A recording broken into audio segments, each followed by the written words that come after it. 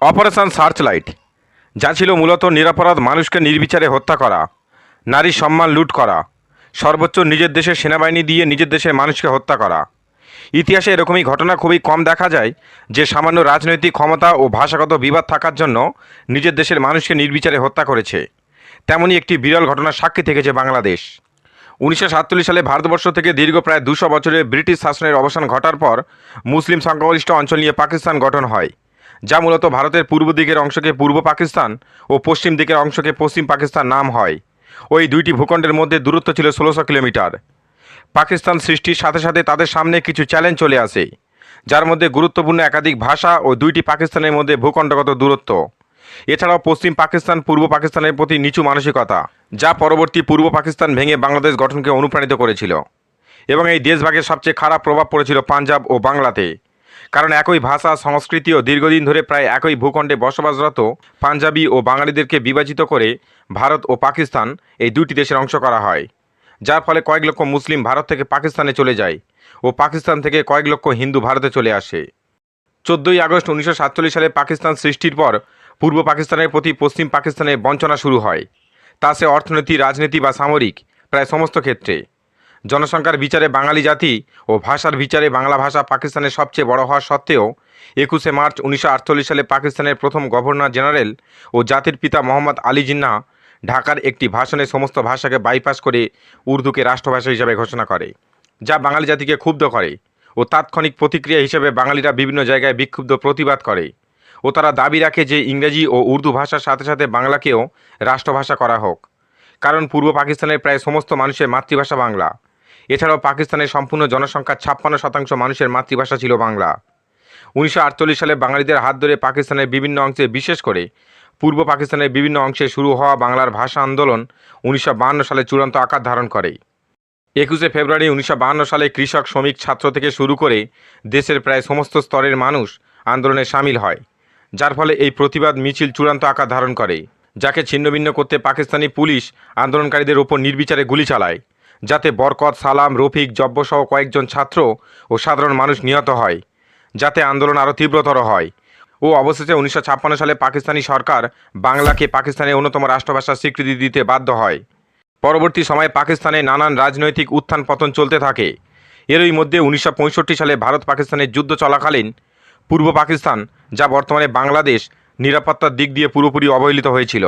যুদ্ধের আবহে পূর্ব পাকিস্তানে নামমাত্র সামরিক সরঞ্জাম ও প্রয়োজনের তুলনায় বহুগুণ কম সেনা মোতায়েন ছিল, যা পশ্চিম পাকিস্তানের প্রতি বাঙালি জাতিকে ক্ষুব্ধ করে। এছাড়াও দুইটি পাকিস্তানের মধ্যে ভারী অর্থনৈতিক বৈষম্য ছিল, যেখানে দেশের মোট আয়ের বেশিরভাগ পূর্ব পাকিস্তান থেকে হলেও জিডিপি বরাদ্দ বেশি হতো পশ্চিম পাকিস্তানে, যার ফলে দ্রুত পশ্চিম পাকিস্তানের শিল্প কারখানা গড়ে ওঠে। অন্যদিকে পূর্ব পাকিস্তানের শিল্প ধীরে ধীরে ধ্বংসের দিকে এগোয়। এমন সিচুয়েশনে 1966 সালে আওয়ামী লীগের নেতা শেখ মুজিবুর রহমান পাকিস্তানের কেন্দ্রীয় সরকারের সামনে কিছু প্রস্তাব রাখেন, যাতে উল্লেখ ছিল পূর্ব পাকিস্তানকে একটি স্বায়ত্তশাসিত অঞ্চল বানানো হোক, পূর্ব পাকিস্তানের সম্পদ ব্যবহারের ক্ষমতা পূর্ব পাকিস্তানের সরকারের হাতে দেওয়া হোক, পূর্ব পাকিস্তানে আলাদা একটি মুদ্রা রাখার অধিকার দেওয়া হোক ও আলাদা একটি রিজার্ভ ব্যাংক স্থাপন করা হোক। এছাড়াও পূর্ব পাকিস্তানের নিজস্ব বৈদেশিক মুদ্রা ভাণ্ডার গড়ার ও নিজস্ব সেনাবাহিনী রাখার অধিকার দেওয়া হোক। আওয়ামী লীগের এই প্রস্তাব পাকিস্তানি সরকার খারিজ করে দেয় ও 1968 সালে আগরতলায় ভারতের সাথে মিলে পাকিস্তানের বিরুদ্ধে ষড়যন্ত্রের অভিযোগে আওয়ামী লীগের নেতা শেখ মুজিবুর রহমানকে পাকিস্তানি সরকার গ্রেপ্তার করে। মুজিবুরের গ্রেপ্তারের পর পূর্ববঙ্গ জুড়ে জোরালো আন্দোলন শুরু হয়, যার ফলে 1969 সালে পাকিস্তানি সরকার মুজিবুর রহমানকে জেল থেকে ছাড়তে বাধ্য হয়। পরবর্তী 1970 সালে পাকিস্তানের সাধারণ নির্বাচন অনুষ্ঠিত হয়, যেখানে পূর্ব পাকিস্তান বা বর্তমান বাংলাদেশে 169টি আসন ও পশ্চিম পাকিস্তানে 144টি আসন ছিল, যার মধ্যে মুজিবুর রহমানের নেতৃত্বে আওয়ামী লীগ 167টা আসনে জয়ী হয়ে একক সংখ্যাগরিষ্ঠতা অর্জন করে ও দ্বিতীয় পজিশনে ছিল যথাক্রমে পাকিস্তানি পিপল পার্টি, যার মোট প্রাপ্ত আসন ছিল 88টি। আওয়ামী লীগ একক সংখ্যাগরিষ্ঠতা অর্জন করলেও তারা সরকার গড়তে পারেনি, কারণ তৎকালীন পাকিস্তানি সরকার পাকিস্তানি পিপল পার্টি ও আর্মি মিলে ন্যাশনাল অ্যাসেম্বলি ক্যান্সেল করে দেয়, যার ফলে পূর্ব পাকিস্তানের মানুষ ক্ষুব্ধ হয় ও তারা আবারও আন্দোলন শুরু করে। ও এবারের আন্দোলন শুধুমাত্র আন্দোলন ছিল না, আন্দোলনের সাথে সাথে আলাদা একটি দেশ বাংলাদেশ গঠনের দাবি ওঠে। আন্দোলনকারীরা মুক্তিবাহিনী নামক একটি সেনাদল গঠন করে। ওই মুক্তিবাহিনী সমেত বাংলাদেশি আন্দোলনকারীদের দমন করতে পাকিস্তানি সরকার সেনাদের নিয়ে শান্তি বাহিনী নামক একটি সংস্থা তৈরি করে। ওই শান্তি বাহিনী শান্তি ফেরানোর পরিবর্তে বাংলাদেশি আন্দোলনকারীদের হত্যা করতে থাকে ও পরবর্তী সময়ে পাকিস্তানি সরকার বাংলাদেশিদের পঙ্গু করতে আরও একটি পরিকল্পনা গ্রহণ করে, যেটি অপারেশন সার্চলাইট, যার মূল উদ্দেশ্য ছিল আন্দোলনকারীদের হত্যা করা ও বাংলাদেশের স্বাধীনতার আওয়াজ চিরতরে বন্ধ করার জন্য আওয়ামী লীগের সমর্থনকারী লাখো বাংলাদেশিকে হত্যা করা। 25শে মার্চ 1971 সালে হাজারো পাকিস্তানি সেনা ঢাকাতে প্রবেশ করে এবং পুরো শহর জুড়ে কারফিউ জারি করা হয়। টেলিফোন, রেডিও স্টেশন তথা সংবাদপত্র ছাপানো বন্ধ করা হয়। এছাড়াও শেখ মুজিবুর রহমান সহ 15 জন আওয়ামী লীগের শীর্ষ নেতাকে জেলবন্দি করে ও মুজিবুর রহমানকে গ্রেপ্তারের পূর্বে তিনি বাংলাদেশকে একটি স্বাধীন দেশ হিসাবে ঘোষণা করে। কিন্তু স্বাধীনতা এতটা সহজ ছিল না। অপারেশন সার্চলাইটের মাধ্যমে পাকিস্তানি সেনা 30 লাখ বাংলাদেশিকে হত্যা করে ও এই গণহত্যা থেকে বাঁচতে 1 কোটি বাংলাদেশি শরণার্থী হয়ে ভারতে আশ্রয় নেয় ও ভারতে আশ্রিত বাংলাদেশি শরণার্থীদের মধ্যে সাধারণ মানুষের সাথে সাথে বাংলাদেশের রাজনৈতিক নেতারাও ছিল। 10ই এপ্রিল 1971 সালে আওয়ামী লীগ কলকাতায় প্রবাসী গণপ্রজাতন্ত্রী বাংলাদেশ সরকার স্থাপন করে, যার প্রধানমন্ত্রী হন তাজউদ্দিন আহমেদ এবং রাষ্ট্রপতি হন শেখ মুজিবুর রহমান। বাংলাদেশের স্বাধীনতার যুদ্ধে আপাতত ভারত সরাসরি সামরিক দিক দিয়ে অংশগ্রহণ না করলেও বেসামরিকভাবে বাংলাদেশিদের সাহায্য করতে থাকে, বাংলাদেশি শরণার্থীদের আশ্রয় দেয়, এছাড়াও মুক্তিবাহিনীকে ট্রেনিং এবং অস্ত্র সাপ্লাই দিতে থাকে।